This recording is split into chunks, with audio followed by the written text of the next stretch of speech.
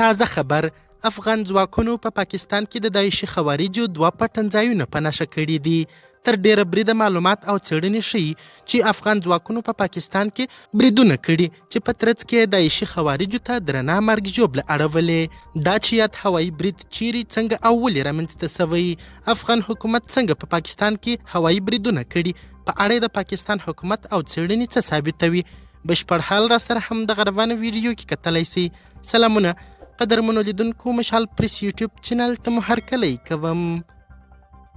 ناڅرګنده بې پیلوټه الوتکو تیر ماښام شاوخوا 6:30 بجې د خیبر پښتونخوا د خیبر ولسوالۍ اړوند جبر ملي سیمه کې د داعشي خوارجو پر 2 پټنځایونو برید کړی دی چې تر ډیره پورې څېړنې ښیي چې یا د برید افغان ځواکونو کړی.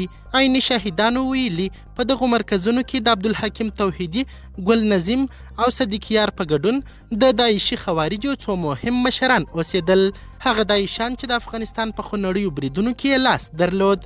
د ځایي خلکو په وینا بې پیلوټه الوتکې له برید وروسته د افغانستان پولې ته د اوښتلو پر مهال د پاکستاني پوځیانو له لورې د درنو او سپکو وسلو له ډزو سره هم مخ سوې.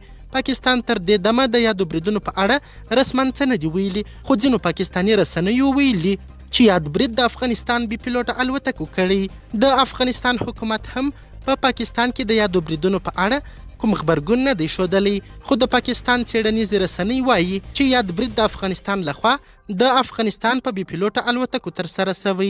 پاکستاني رسنیو نه دی ویلي چې د افغانستان اسلامي امارت یا د بې پیلوټه الوتکې له کومه کړي، خو په هند کې هم ځینو رسنیو ویلي چې یاد برید د هندوستان بې پیلوټه الوتکو کړی.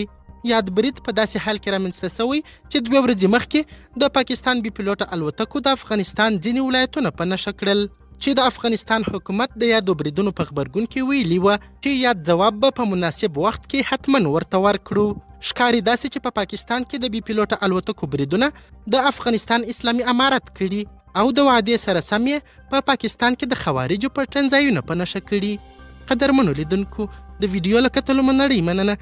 د لا زیاتو او نورو لحظه پر لحظه خبرې مطالبو لپاره زموږ همدغه مشال پریس یوټیوب چینل سبسکرایب کړي.